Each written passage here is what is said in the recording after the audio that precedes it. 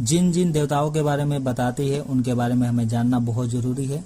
वो हमारे लिए क्या होगा, एक विश्वास को ऊपर उठाने के लिए क्या है, एक कारण बन जाता है। तो इसलिए हमें बाइबल को जब हम पढ़ते हैं तो वचन में लिखा है कि हम क्या है ना, सुनने वाले भी बने और उस पर चलने वाले बने। ये कितने लोग क्या है, सुनते हैं पर चलते नहीं है। बाइबल कहती है कि हमें सुनना भी है और पास्टर लोग क्या प्रचार कर रहे हैं, यीशु मसीह क्या बता रहा है, परमेश्वर का वचन क्या बोल रहा है, उसको सुनना है और उस पर चलना है। ठीक है, तभी हम परमेश्वर से आशीष पाएंगे और दुष्ट आत्माओं पर जय प्राप्त करेंगे। पता है, बाइबल में जब हम उत्पत्ति की पुस्तक पढ़ते हैं और आदम से लेकर नूह तक पढ़ते हैं तो बाइबल में सिर्फ ये लिखा है कि परमेश्वर ने क्या किया, धरती को खत्म किया। कैसे खत्म किया था? पानी से। और थोड़ा सा वचन में लिखा है क्योंकि मनुष्य का बुराई क्या है, धरती पे बढ़ गया था। जो कुछ हो रहा था मनुष्य मन में क्या है, बुराई सोच रहे थे।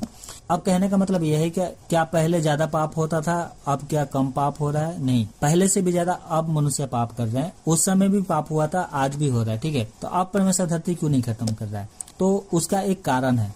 पहले जो पाप होता था उसमें परमेश्वर ने क्या किया, गुस्से से पूरे धरती को खत्म किया, सिर्फ नूह को और नूह में जो जहाज में जितने लोग थे उनको बचाया था। तो क्या अब पाप नहीं हो रहे? अभी भी पाप हो रहे हैं। बाइबल आप न्यूज में देखिए कितना पाप हो रहे हैं। लोग एक पद पाने के लिए लोगों को हत्या कर देते हैं, है ना। लड़कियों को ऐसे चोरी करके बेचा जा रहा है। मस्सी लोगों को घर जलाया जा रहा है ना। आपने न्यूज सुना होगा, टीवी पे आ रहा है। 9 भारत पे 5 दिन पहले की बात है। पाकिस्तान में 5 लोगों को, मस्सी लोगों को घर को लूट लिया, उनके घर को जला दिए, सामान लूट के सब लेके भाग गए उनके पड़ोसियों ने, और उनको मार पीट के क्या है, पुलिस को बुलाया। और बहाना क्या बना रहे हैं कि कुरान का, ये लोग मस्सी जो होते हैं ना, कुरान का क्या कर रहे हैं, निंदा कर रहे हैं, इसलिए क्या है उनके घर को जलाया। पता है, शैतान नो ऐसे आपके ऊपर भी मणिपुर में कैसे हुआ आपने देखा ही होगा, है ना। तो इसलिए क्या है, हमें शैतान की गहरी बातें जानना है। तो आज हम लोग बाल देवता के बारे में जानेंगे, परंतु उससे पहले हम लोगों को शैतान के बारे में हिस्ट्री जानना बहुत जरूरी है कि शैतान कौन है और दुष्ट आत्माएं कौन है।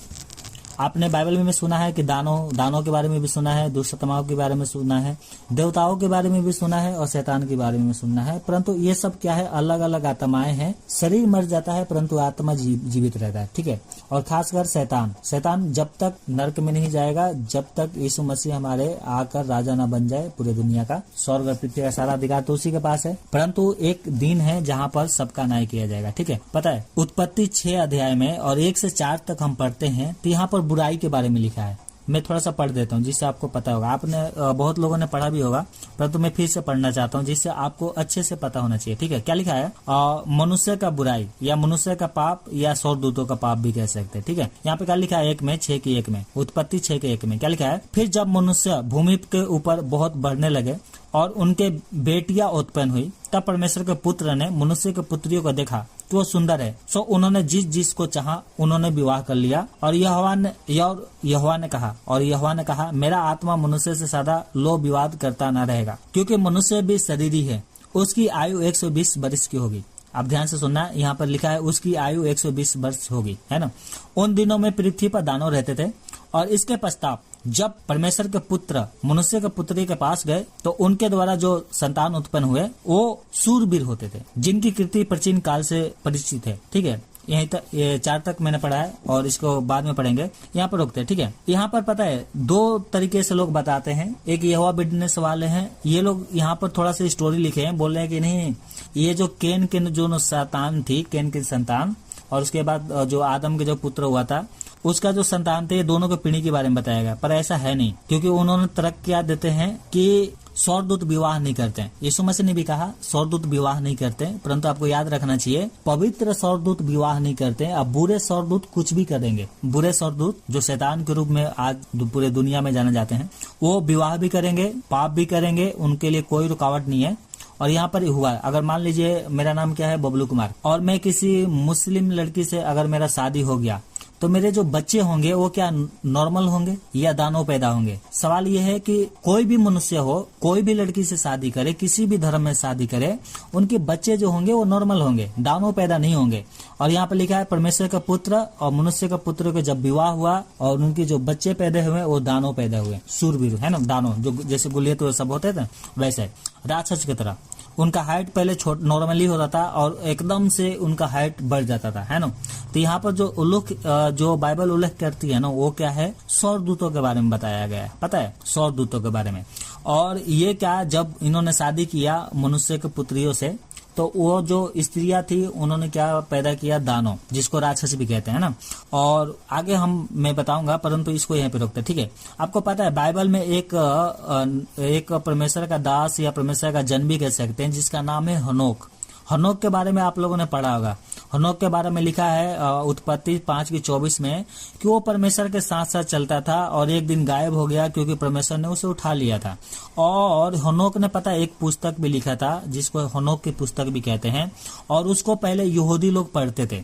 और परमेश्वर के जो बाइबल है ना, जो परमेश्वर का वचन है बाइबल, इसमें भी हनोक की पुस्तक थी, परंतु कुछ लोगों ने क्या किया, अभी भी कहीं कहीं पढ़ा जाता है हनोक की पुस्तक, परंतु हमारे बाइबल में जो 66 पुस्तक है इसमें से निकाल दिया गया है, परंतु अभी भी बहुत सी चर्च में पढ़ा जाता है।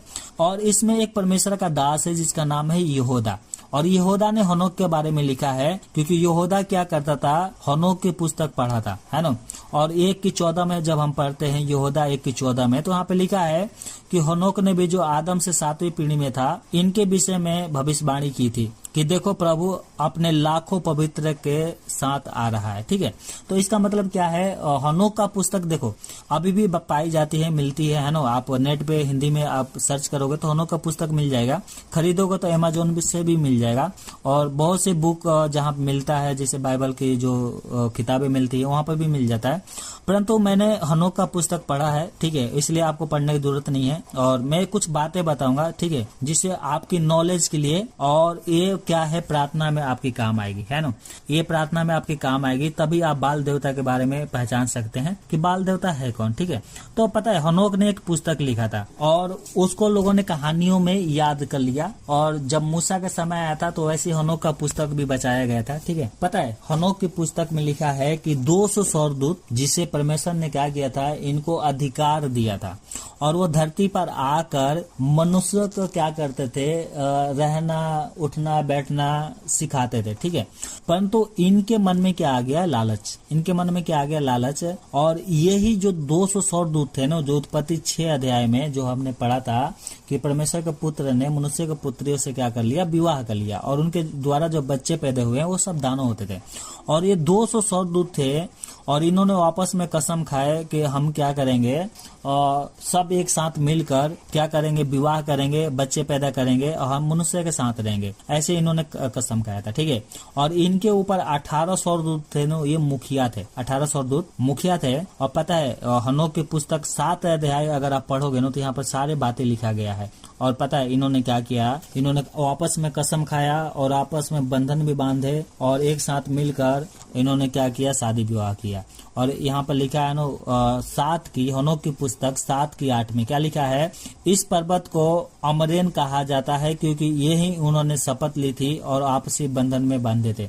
ये क्या किए, पहाड़ पे उतरे, और पहाड़ पे उतरने के बाद इनका नाम है ना, देखो यहाँ नाम लिखा गया है इनका 9 अध्याय में, 9 पद में इनका नाम लिखा गया। क्या लिखा है, साम्राज्य एक उसका नेता था, और उकाबेल और अबकी बेल और तमेल और रमुएल और दानेल और जकील, है ना। यहाँ पर बहुत सारे स्वर्गदूतों का नाम है, मैं पढ़ना नहीं चाहता क्योंकि हमारे पास इतना टाइम नहीं है ना। तो यहाँ पर नो, और एक एजाजेल भी था इनमें, क्या इनका नाम क्या था, उसका स्वर्गदूतों का एजाजेल। और इन सब ने क्या किया, इन्होंने शादी विवाह किया, और इन्होंने अपनी पत्नियों को जो है ना, जिन्होंने शादी किया था, जादू टोना करना सिखा दिया, और पेड़ों का गुण, तारों का रहस्य, है नो, और बहुत सारी जड़ी बूटियों का इन्होंने बहुत कुछ सिखाया। और इनकी जो स्त्रियां थी ना, स्त्रियां, ये सब डाइन बन गई, ये सब डाइन। और देखो डाइन में और देवी में कोई अंतर नहीं होता, ठीक है। ये जो स्वर्गदूतों का जो पत्नियां थे ना, ये सब क्या है, जादू टोना करने सीख गई, ठीक है। इसलिए पूरे दुनिया में देवी भी पाई जाती है और देवता भी पाई जाती है, ठीक है। और यहाँ पर जादू टोना करने सीख गई इन्होंने, जड़ों के रहस्य को और गुणों का, मतलब तरह तरह के तारा देख के भविष्य बताना, है ना, कब बारिश होगी, कब धूप काल होगा, कब जाड़ा आएगा, ये सारे रहस्य स्वर्गदूतों ने अपनी अपनी पत्नियों को बता दिया। और इन महिलाओं ने जब गर्भ धारण किया, तो यहाँ पर लिखा है 11 में कि दानव पैदा किया इन लोगों ने। 7 की 11 पढ़ते थे, यहाँ पर लिखा है कि महिलाओं ने गर्भ धारण किया और उनके जो बच्चे पैदा हो गए वो सब क्या है, या तो दानव होते थे या राक्षसीन होती थी, ये सब। और उनकी जिनकी 300 हाथ क्या थी, ऊंचाई थी, और उनके काम जो थे ना, काम, इन्होंने क्या किया, जानवर खाना स्टार्ट कर दिया। पता है आदम पहले क्या खाता था, फल खाता था, है ना, परंतु इनकी जो संतानें थी, जो दानव पैदा हुए, इन लोगों ने क्या है, मनुष्यों को भी बिगाड़ा। खुद तो बिगड़े हुए थे ये लोग, और मनुष्यों को भी इन लोगों ने बिगाड़ दिया, पता है। और इन लोगों ने मांस खाना स्टार्ट कर दिया, जैसे मछली, और इनके खाने के लिए इतना कमी होने लगे ना कि इन्होंने क्या किया, मनुष्यों को लहू बहाकर उनका भी मांस खाना स्टार्ट कर दिया। और पता है जो स्वर्गदूत, जिनको परमेश्वर ने बुद्धि दिया था, अधिकार दिया था, ये धरती पर आकर क्या करने लगे, आधा मनुष्य और आधा क्या है, आधा शरीर वाला जानवर बनाने लगे। और आप पता है यहाँ पर लिखा है ना, इन्होंने आत्माओं को पकड़ कर मनुष्य का आत्माओं को, जैसे एक आदमी का आत्मा है, उन्होंने क्या कर दिया, स्त्रियों के अंदर डाल दिए। और स्त्री की जो आत्मा है, इन्होंने क्या है, रिसर्च करने के लिए स्त्री की जो आत्मा है वो पुरुष के अंदर डालने लगे। और यहाँ पर रोमियो के पुस्तक आप पढ़ोगे ना 1 से 22 के आगे, तो ये सारी बातें लिखा गया। पौलुस भी कहता है, आगे भी इनका कहानी यही चलता रह गया, ठीक है। पता है पृथ्वी पर इतना बुराई बढ़ गई कि जो स्वर्गदूत थे ना, पवित्र स्वर्गदूत, उन्होंने क्या किया, परमेश्वर के सारी बातें बता दिया। वो स्वर्गदूत कौन थे, 5 स्वर्गदूत थे। कौन स्वर्गदूत थे, पहला था मिकाएल, दूसरा था जिब्राइल। हनोक की पुस्तक 7 की 9 में लिखा है, और यहाँ पर 9 की 1 में भी लिखा है। क्या लिखा है, पहला था मिकाएल, दूसरा जिब्राइल, और तीसरा राफेल, तीसरा राफेल हो गया, और चौथा ओरियल था, और 5वां उरियल था, है ना। इन्होंने सारी बातें जाकर परमेश्वर को बता दिया। और परमेश्वर ने जब धरती पर दृष्टि की तो क्या देखा कि धरती तो बिल्कुल ही बिगड़ गया है। इन राक्षसों ने मनुष्यों को जीना हराम कर दिया था, और कहते थे जो मैं काम कर रहा हूँ वो तुम भी करो। जैसे आज नेता लोग कर रहे हैं ना, आजकल नारा लग रहा है ना, भगवानों के नाम से, कि देश में रहना है तो ये बोलना पड़ेगा, वो बोलना पड़ेगा। इन लोगों ने भी ऐसा ही किया था उस समय। और पता है परमेश्वर ने धरती पर जब देखा तो क्या देखा कि परमेश्वर ने मनुष्यों को बनाया था, परंतु यहाँ पर दानव पैदा हो गए। कहाँ से पैदा हो गए, स्वर्गदूतों ने। किसने पैदा किया था, स्वर्गदूतों ने। और पता है 4 में हमने पढ़ा था, क्या लिखा है, उत्पत्ति 6 की 4 में क्या लिखा है, उन दिनों में पृथ्वी पर दानव रहते थे, और इनके पश्चात जब परमेश्वर के पुत्र मनुष्य के पुत्री के पास गए तो उनके द्वारा जो संतान उत्पन्न हुए वो शूरवीर होते थे, जिसकी कृति प्राचीन काल से परिचित है। और 12 में पता है, 12 में लिखा है, उत्पत्ति 6 की 12 में, उत्पत्ति 6 के 12 में लिखा है, और परमेश्वर ने पृथ्वी पर दृष्टि की तो क्या देखा कि वो सब बिगड़ी हुई है, क्योंकि सब प्राणियों ने, ध्यान से सुनिएगा, जानवर और मनुष्य और ये जो दानव थे और शूरवीर थे, इन सब प्राणियों ने क्या किया था, अपनी चाल चलन बिगाड़ लिया था। क्या कर लिया था, चाल चलन बिगाड़ लिया था। और परमेश्वर ने नूह से कहा, 6 की 13 में, तब परमेश्वर ने नूह से कहा, सब प्राणियों के अंत करने का प्रसन्न मेरे सामने आ गया है, क्योंकि उनके कारण पृथ्वी उत्तर से भर गई है, इसलिए मैं उनको पृथ्वी समेत नाश कर डालूंगा। हालेलुया। पता है नूह की कहानी आप लोगों ने पढ़ा होगा बढ़िया से, है ना। जिसको नहीं पढ़ा है तो आपको पढ़ना चाहिए, है ना, आप पढ़ लेना। और पता है परमेश्वर ने कहा मनुष्य का आयु 120 साल होगी। आप ध्यान दीजिएगा, परमेश्वर ने क्या कहा था नूह से कि 120 साल तेरे पास टाइम है, 120 साल के अंदर क्या कर, तू एक जहाज बना। और परमेश्वर ने जहाज का नक्शा भी बताया था, और कौन सी लकड़ी से बनाना है वो भी बताया था, और उसमें रायल लगाना है वो भी बताया था। ऊंचाई कितना होना चाहिए, लंबाई कितना होना चाहिए, उनके अंदर जगह कितना होना चाहिए। मतलब इतना बड़ा जहाज बनाना था जिसमें आज के डेट में जितने जानवर पक्षी हम देख सकते हैं, और खाने के लिए उनका खाना उसमें आ सके, और 7 क्या है, शुद्ध नर और माता, और 2 जैसे नर माता और शुद्ध जो होती हैं उसमें जोड़ा करके उसमें रह सके, और उनके लिए खाने के लिए लगभग 1 साल से थोड़ा सा ज्यादा, और उनके लिए क्या उनमें खाना पीना होना चाहिए, मतलब 1.5 साल के समझ लो, लगभग 1.5 साल। बाइबल तो 177 के बारे में बताती है, 177 दिन नूह जहाज में था। परंतु यहाँ पर कहने का मतलब ये है कि परमेश्वर ने नूह को एक जहाज बनाया और कहा कि जितने जहाज के अंदर रहेंगे वो सब बच जाएंगे, और जितने जहाज के बाहर रहेंगे वो सब मरेंगे। और परमेश्वर ने नूह को 120 साल के समय दिया था, कि 120 साल के अंदर तुझे जहाज बनाकर रेडी रखना है, और क्या होगा पृथ्वी पर 40 दिन 40 रात मैं क्या करूंगा, बारिश कराऊंगा और सारे प्राणियों को मैं अंत कर दूंगा, क्योंकि उनका बुराई मेरी दृष्टि में बढ़ गया है। परमेश्वर ऐसा कहता है। और नूह ने ऐसा ही काम किया।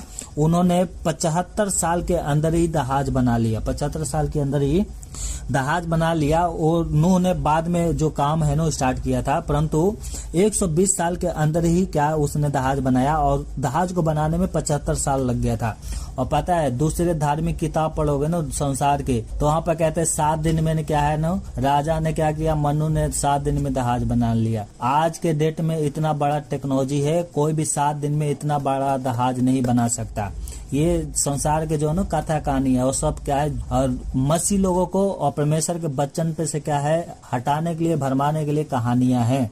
और जहाज को बनाने में बाइबल कहती है 75 साल लग गई थी। और 75 साल के बाद क्या हुआ, 120 साल जैसे ही पूरा हो गया, धरती पर परमेश्वर ने क्या भेजा था, बारिश।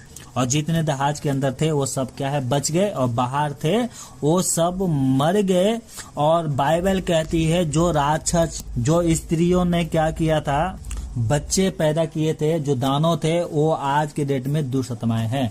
आज के डेट में राक्षस की आत्माएं, जिसको हम कहते हैं ना अधिकारी, जो आकाश में भी वास करेंगी और धरती पे भी वास करती हैं। पानी में आसन मारेंगे, पेड़ के नीचे आसन मार लेंगे। और कहते हैं ना आज लोग क्या है प्रार्थना करते हैं, ऊपर वाले मालिक है ना, ऊपर कौन रहता है, अधिकारी भी रहते हैं, जो शैतान ने उनको दे रखा है ना अधिकार। तो हमें ये समझना है कि हम किससे प्रार्थना करते हैं, क्या उन अधिकारियों से प्रार्थना कर रहे हैं या परमेश्वर से कर रहे हैं, है ना।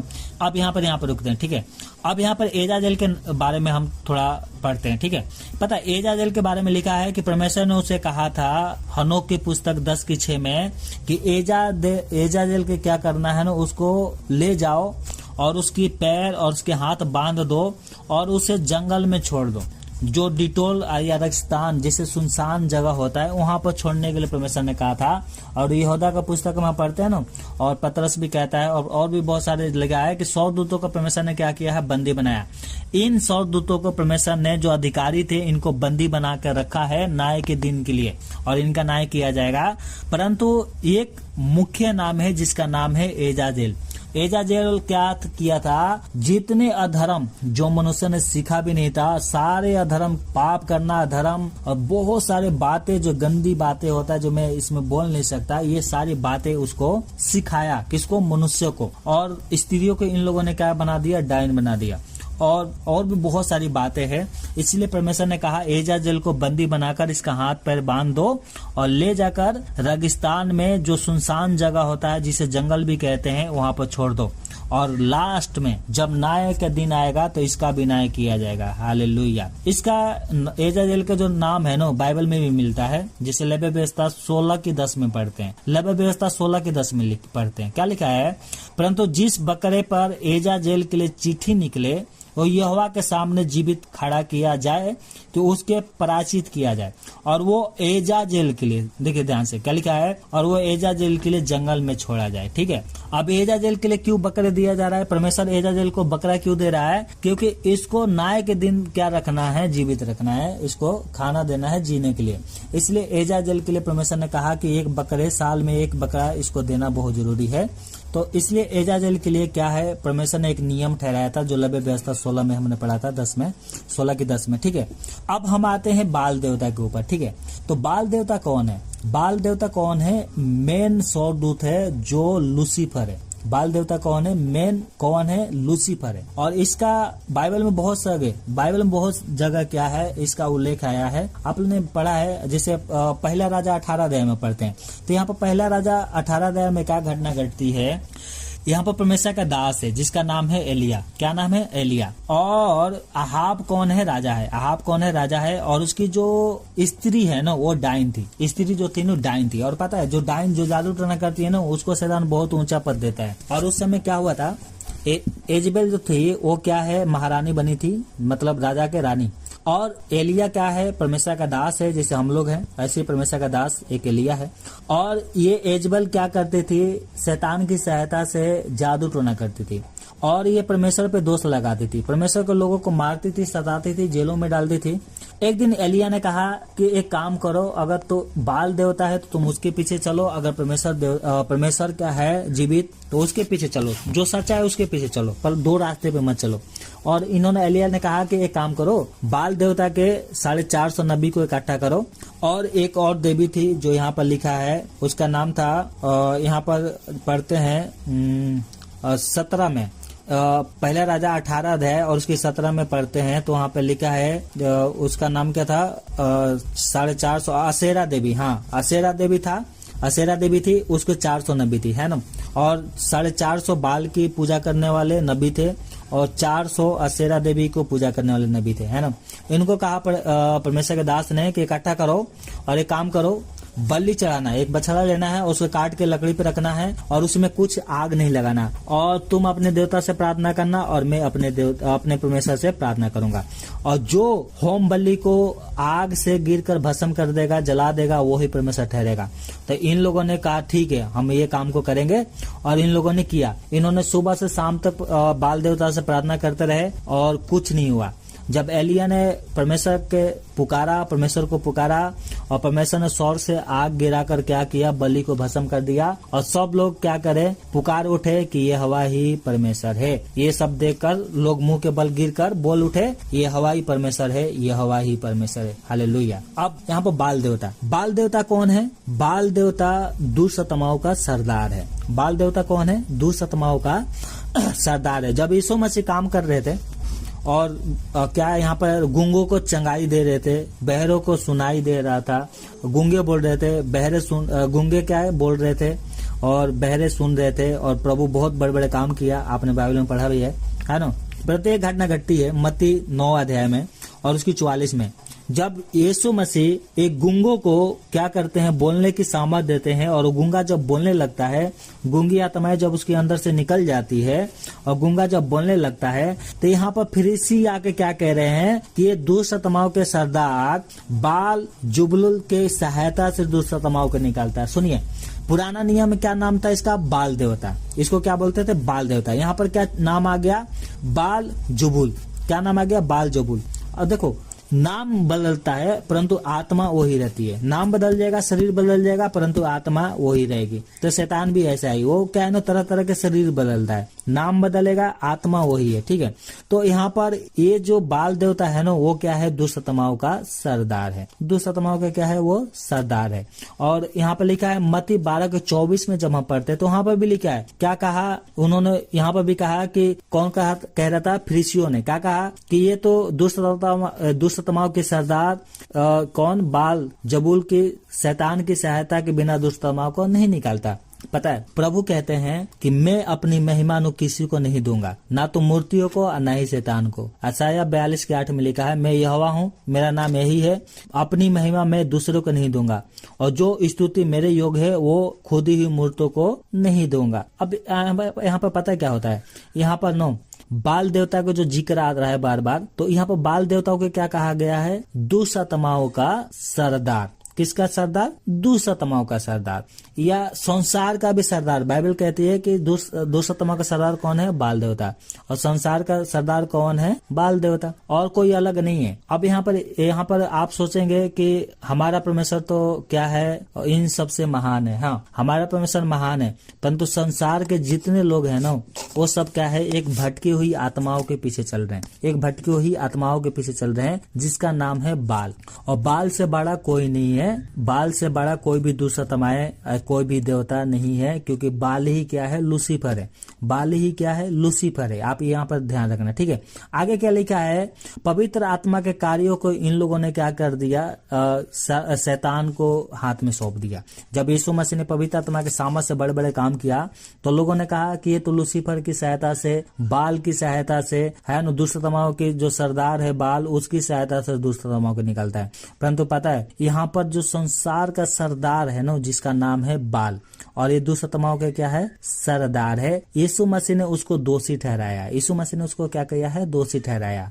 यूहन्ना 16:11 में लिखा है, मैं तुमसे फिर यहाँ पे लिखा है, तुम मुझे फिर ना देखोगे न्याय के विषय में, इसलिए कि संसार का सरदार दोषी ठहराया गया है। और यहाँ पर लिखा है 1 तीमुथियुस 4:1 में, परंतु आत्मा स्पष्टता से कहता है कि आने वाले समय में कितने लोग भरमाने वाली आत्माओं और दुष्ट आत्माओं की शिक्षाओं पर मन लगाकर विश्वास से भटक जाएंगे। पता है आज लोग क्या है ना, देवी देवता के चक्कर में यीशु मसीह को छोड़कर चले जाते हैं। पता है यीशु मसीह क्या है ना, जीवन है। यीशु मसीह जीवन है और कभी यीशु मसीह को नहीं छोड़ना चाहिए। वही आएगा जो पाप का पुरुष है, जो बाइबल कहती है, जो विरोध करता है और हर एक को से जो परमेश्वर का पूज्य कहलाता है, अपने आप को बड़ा ठहराता है, यहाँ तक कि परमेश्वर के मंदिर में बैठकर अपने आप को परमेश्वर साथ दिखाता है, मतलब प्रकट करता है। और ये बाल देवता पता है आज कहाँ है, तो बाल देवता कहीं नहीं है और वो है अल्लाह। और बाल देवता कोई नहीं है। जितने मुस्लिम जो अल्लाह का नाम लेते हैं ना, वही आज ये हिंदुओं में बाल देवता नहीं बैठा हुआ है, आज क्या है मुस्लिमों में बैठा हुआ है। और वो कोई नहीं है। लोग सोचते हैं ना कि क्रिश्चियन और जो मुस्लिम लोग है ना, एक ही परमेश्वर को मानते, एक ही परमेश्वर नहीं मानते, वो बाल देवता को मानते हैं। और जैसा पुराने नियम में उसका पूजा होता था, वैसे ये लोग भी करते हैं। और पता है हमारे लिए परमेश्वर क्या वचन कहता है, सुनो हमारे लिए क्या लिखा है। शैतान का सिंहासन कहाँ है, संसार में।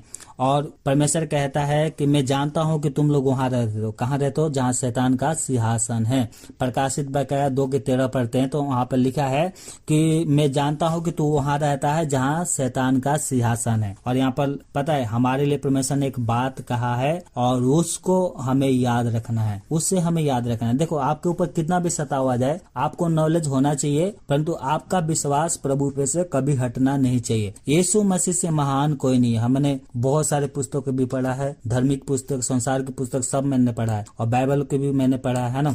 तो मैंने यीशु मसीह को क्यों ग्रहण किया, मैं यीशु मसीह को क्यों ग्रहण किया, मैंने इसलिए किया क्योंकि यीशु मसीह सत्य है और बाकी कोई सत्य नहीं है। यीशु मसीह सर्वशक्तिमान है, जो मैं कभी बताऊंगा। यीशु मसीह सर्वव्यापी है, यीशु मसीह सर्वज्ञानी है। और बाइबल में 30 ऐसे बातें मैंने ढूंढा है और अध्ययन किया है जिससे सिद्ध होता है कि यीशु ही परमेश्वर है। ठीक है।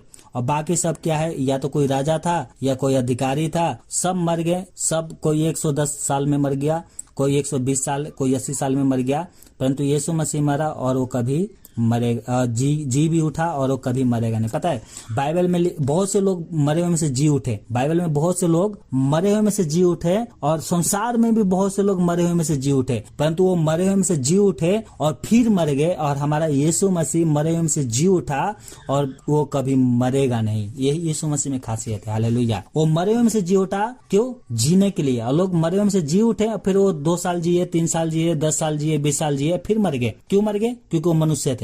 और यीशु मसीह मरे हुए में से जी उठा, पवित्र आत्मा के सामर्थ में जी उठा और वो कभी मरेगा नहीं। हालेलुया। यहाँ पे लिखा है, सुनो यहाँ पे क्या लिखा है, प्रकाशित वाक्य 2:10 में, आप ध्यान से देखना, ये लास्ट वचन है, उसके बाद खत्म करते हैं।